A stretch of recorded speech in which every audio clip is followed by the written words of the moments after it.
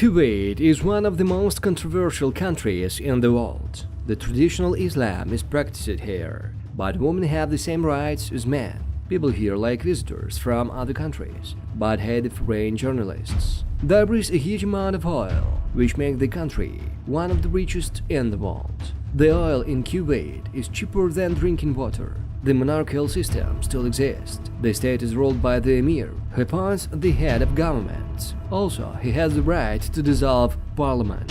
He is the commander-in-chief of the Kuwaiti armed forces. But oddly enough, the post of Emir is not inherited, as in other monarchical states. The ruler of the country is elected. In 1961, Kuwait gained independence. Before that, the country was under the protectorate of Britain. The relations between Kuwait and Britain were quite close. So, in 1899, Kuwait willingly signed a treaty with Britain, where give control over his foreign policy and security. Britain has pledged to take the Emir's family on its security. At that time, Kuwait began to trade the real pearls, making the state one of the richest in the world. By the end of the 20s, the country became bankrupt, and the production of fake pearls was born. Just 10 years later, the first oil fields were discovered in the country. Again, Kuwait has risen to the top rankings of the richest countries in the world. On such a small but very profitable territory, look the neighboring states. And after Kuwait's independence, Iraq could have occupied it. In Baghdad, they said that Kuwait is an integral part of Iraq. Britain sharply reacted to such claims. London has deployed several thousand troops to Kuwait, forcing Iraq to abandon its plans, but not for long. Under Saddam Hussein, Iraq waged war with Iran. In this conflict, Kuwait sided with Iraq. The Kuwaiti government was simply afraid of the spread of the Islamic Revolution that had taken place in Iran. When the 8-year war ended, there was not much left of Iraq's economy. Saddam Hussein was in debt. He asked his neighbors to forgive him for numerous loans, but was refused. Then he decided to attack Kuwait. The neighboring state was just at its oil peak. So the United States supported Iraq in the war with Iran. Hussein thought that Washington would forgive him, and this sprang in the form of a real occupation of neighboring country.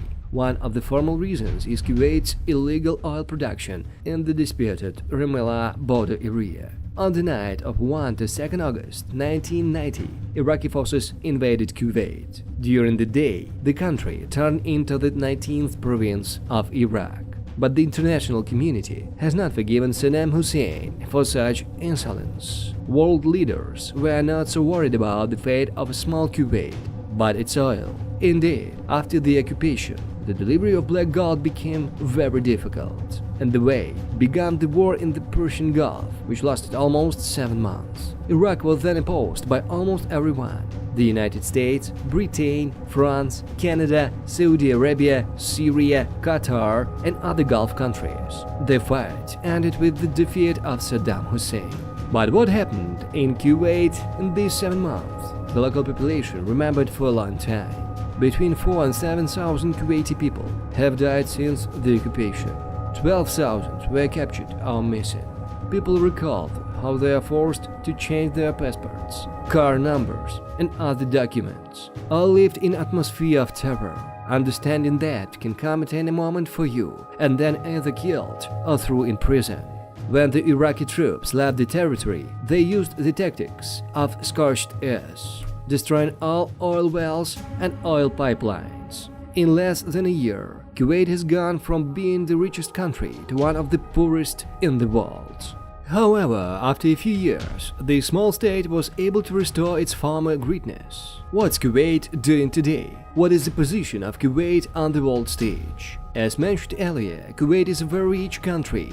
The average monthly salary of a Kuwaiti is almost $2,000 per month. This is the 4th place among Asian countries. However, freedom of speech in Kuwait is not as smooth as in any monarchical state. Especially careful, it's necessary to be in the statements about the personality of the Emir. For public criticism of him, you'll face with the criminal liability, and this rule applies not only to ordinary people. So, in 2016, 5 people, including relatives of the Emir, were sentenced to imprisonment for the fact that they criticized the head of the country in WhatsApp.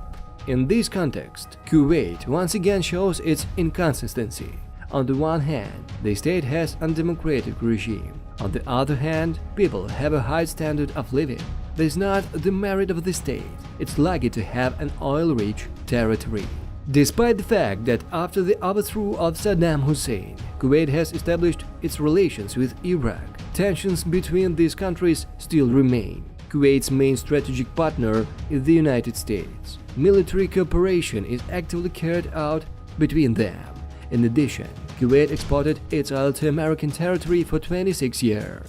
And just a few months ago, it became known that Kuwait stops these supplies and redirects its oil to Asia. To say that it testifies to the deteriorations of relations, it's impossible. For Kuwait, it's simply more profitable because in Asia today, there is a great demand for black raw materials. With regard to women's rights, it's one of the most progressive Muslim countries in the issue. The level of education of both men and women is about 19%. When the citizens of the country who want to study abroad, the government pays for the flight and the training itself, as well as pays a scholarship. In general, the rules of life in Kuwait are quite simple: not to use alcohol and drugs, which are prohibited here, and not to criticize the government. Such a controversial country, the Kuwait, monarchical paradise on earth, where live in abundance, but are forced to remain silent.